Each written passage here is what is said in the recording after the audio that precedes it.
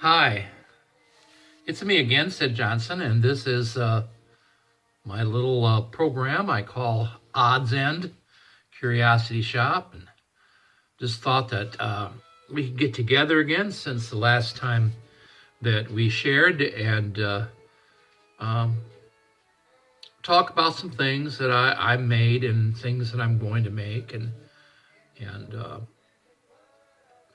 also discuss with you, and give you suggestions. There's so much that I have in here that I want to share with people. I want to help people find something to make them feel fulfilled. And so this is what I do, and it may seem simple to some, but to me, it really does mean a lot. So since the last time that I had talked to you, is my first video, I've made a couple projects, and one of them I really like really well that I did was this cable car or trolley car, whichever you want to call it.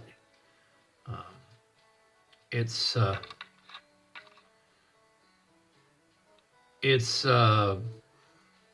representative of an early American mode of transportation in our cities and communities. There are a couple of these operating in some communities around me. Of course, they've converted them; they're more like a bus now.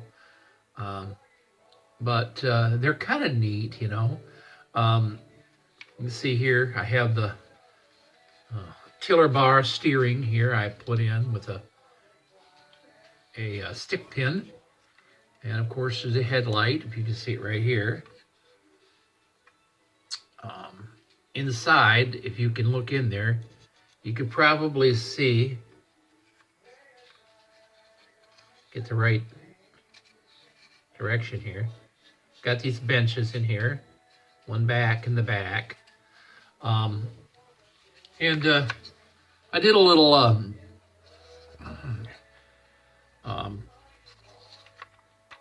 softening up of the thing by using just one of these foam sanding blocks. This one here is kind of rough, but it works good yet. It's still got some ability, and it's soft. It's not going to do a lot, but just kind of take it and soften the edges a little bit and give it a little of a distressed area. So it kind of looks like a toy that might have been used or something. But I had a lot of fun making this, and I feel it turned out pretty good. See the bottom bit there, But you can do this. People can do things if they will just give themselves a chance. If you could just look at something and say, hey, you know what I can do with that? It's a lot of fun. Right now, I'm also working on another one. Here's another one I'm working on. This one's a little bit different, but not a whole lot different. And you'll see that, it's nothing is, they're not perfect. I'm not perfect. So, but I've made some things this past winter, as I said, and I've sold a little bit of it. And couple of items, and people liked them. They thought they were nice, and actually, I had a lot of compliments and feedback on them that was very positive. But like I say, there's just a lot of things you can do. Let's not make my little buddy the penguin here. I like him.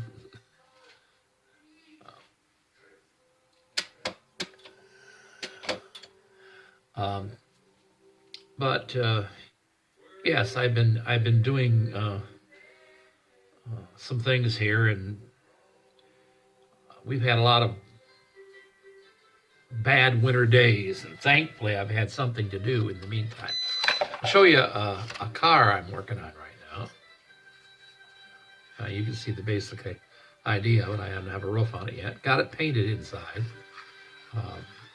Got the axle, the wheel holders on where the axles will go in. It's going to have a trunk back here, which I have somewhere started. That's it. Of course, it will be closed in on the ends here. It'll sit on there kind of like that. Of course, the ends it won't be open like that. And I have some fenders that I bent using a tea kettle.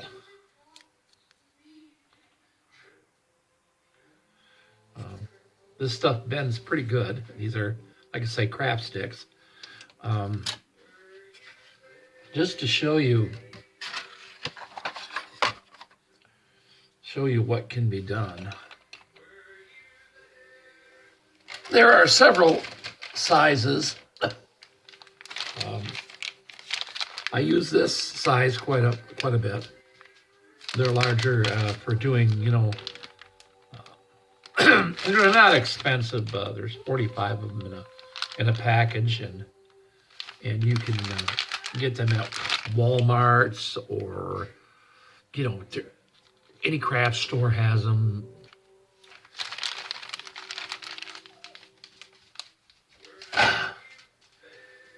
Here's another.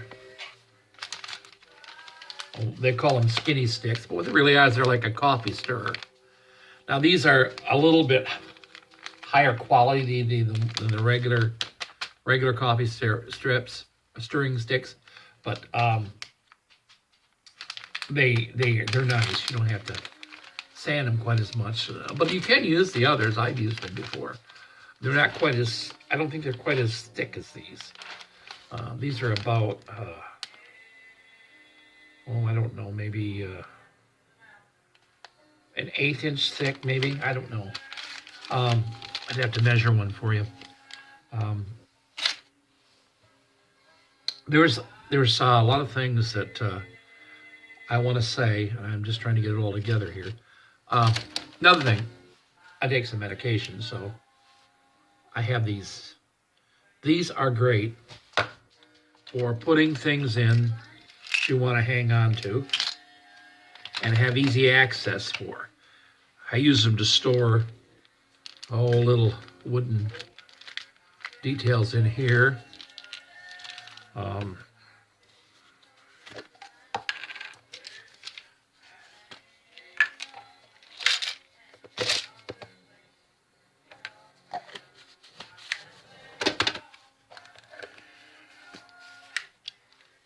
So this summer, I plan on doing some larger projects. I have some things that I have collected over the last couple of years that I want to start using. I am wanting to make some lamps. I thought would be fun. I've got an idea for them that will make something different, unusual. And I like to try to, try to, tap into that creativeness. And we've all got it. Some people say, well, I don't have an imagination for that kind of stuff. I can't come up with that stuff. Oh, well, I think you're wrong. I think you can. And regardless of, it doesn't have to be something really elaborate. It could just be, something simple. Here's an example of what I made out of something simple. This is made out of shims, wooden shims. If you look at the end, you can see they taper, but it kind of gives it a unique shape. It's what I call a storybook cottage. And I painted it and kind of didn't do a super coverage because I wanted to have a kind of a rustic old look to it. And what I really like is how the roof turned out. You notice the roof there. That is burlap. And what I did was I painted actually it's a piece of cardboard. If you look in there, I don't know if you can see it or not. Yeah, it's from a cardboard box, actually eBay box. And I cut the top, put it on there, and glued it. Then I put glue all over the surface after I painted it a black. Then I glued the burlap to it. And after that, I painted over it with the glue, decoupage type glue, Mod Podge, whatever you want to call it, which stiffens it and it makes it look kind of like a straw roof. And of course, the same thing for the little overhang over the door. And I distressed the doors so they would look old. You can see there. And the cottage windows and the little side door, side entry, and the chimney. Now the chimney, of course, that's not individual bricks. That's painted, but I used the method, out of here. I had an old school eraser. And then I'll take it so you can see how and I just cut it. It's quite hard, actually. I cut like a pattern on the end, and that's a brick, okay? And then I applied the glue using the eraser, and deliberately not filling it with glue every time, not dipping it every time, so that it would kind of be faded, and you get some of this worn, chipped away look to it. On the side here, you can see this in here and up around the top. Painted the end of it so soot looks like it's across the top there, and just kind of give it a distressed look. And that's what I came up with, and I'm quite happy with it. I think I'm going to mount it on a board, a small board, and do a little landscaping around it, maybe some little shrubbery and stuff. I'm not really sure what I'm going to do there, but that's something I'm thinking about. And that's just nothing. And that's just shims. They're cheap. You don't have to spend a lot of money for materials when you're doing this type of thing. You may have, things at your home. And like I said, here I use this, as a brick maker. But you can use what you have on hand. And that makes a lot of fun. You can see something. I look at things, and my wife will, now she's got a customer, she says, "Do you think you use this for something?" And I'll take a look at it, and I say, "Yeah, I might be able to use that. Maybe I can come up with something where I can use that." And so I get different kinds of mediums that I can work with. Now here, the other day, a couple weeks ago, I was looking at an oatmeal box that was empty, and I was going to throw it in the garbage, in the recycle bin. And I thought, well, wait a minute. Here's something. I can do something with that. Now, I could have used the whole can. Now, you'll see what I've got here is just what's left of it. And this I can use too, so I'm hanging on to it. You never know. I hang on to stuff. My wife says I'm a pack rat. Could be. If you see my work area, you would definitely know, yeah, I'm a pack rat. But if you save something, you can maybe make something out of it. So that's how I look at it. Here is what I did. I cut the bottom off the can, or the box, the oatmeal box. I then cut a circle for the bottom, which is a heavier cardboard, to glue it on there, because the cardboard's kind of flimsy on the bottom. You could poke a hole in it real easy, but now it's sufficient. Then took that plastic ring that's at the top of the oatmeal boxes. Oatmeal boxes used to have just cardboard all the way around them, and I kind of like that. I wish they were kind of still that way, but they're not. So I took that, and of course I decoupaged on this one, and that fits on there like that. I used these are pages for like scrapbooking and stuff, and you can get them at the craft stores, at the hobby stores, and I've seen them in the Walmarts and Myers and the different stores, you can find lots of this stuff. But what your base here was just when you bought the oatmeal, you got the can. You got the box, and now the box becomes something artistic, something you might be able to. This would be great for like if you want to do gifts for like birthdays. You could make some homemade fudge and put in here, or candy. You could store cotton balls in it, put it in the bathroom or whatever. This has kind of a schoolhouse theme to it. It's got a perfect attendance thing here, a certificate, and it looks like it's like 1924 or something like that. Got somebody's name on it, and this is all just the wooden rulers, you'd get in yardsticks, and that's part of it. So it kind of has that kind of look. You could put something in it for school. You could take this, and if one of your kids wants to take it and give it to the teacher, look what I made you, teacher. And we used to bring apples and stuff like that. We really did bring apples.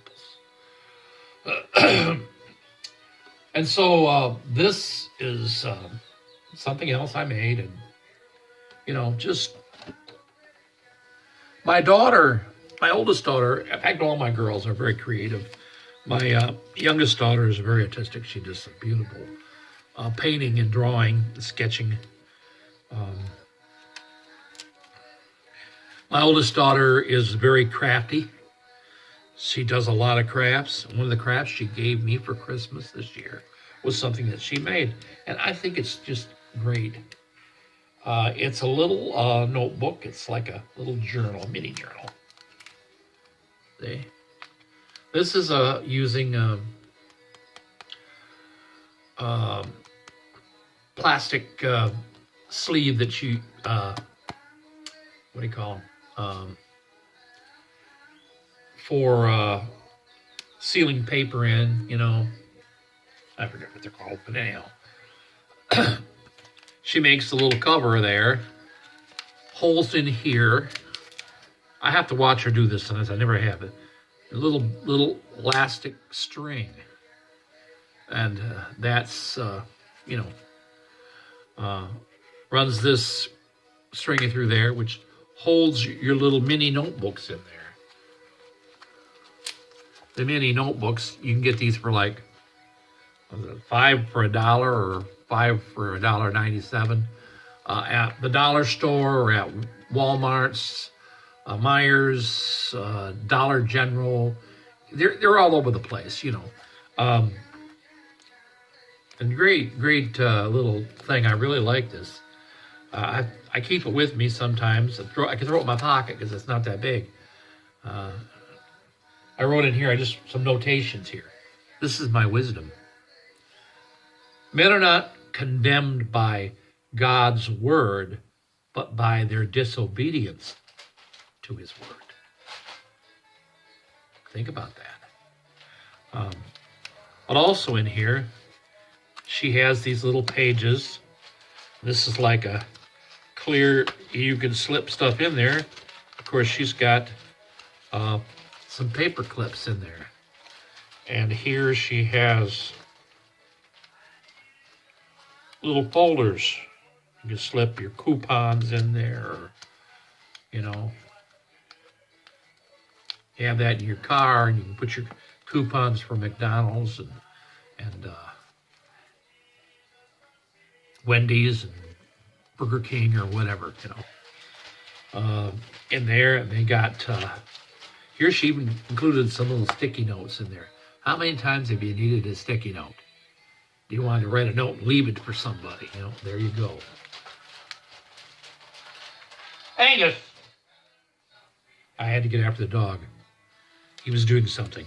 Okay. Also made these little bookmarks with a little paper clip on them to clip over the pages. Just really fun little things. And again, she used the craft papers for books for scrapbooking and stuff. And that's nice. But she does more than this. She does a lot of things. But that was just something that I thought, man, these are nice. And they're handy. They're great gifts. You can give them to somebody. And there's something that you made. You could have them at a craft sale if you wanted to. So, anyhow, that's what I've been working on. And I hope to be able to do a better job of this as time goes by. But I wanted to leave you with a thought, because I want to be a blessing in a lot of ways with people. I want to encourage people, and this is a little bookmark I made.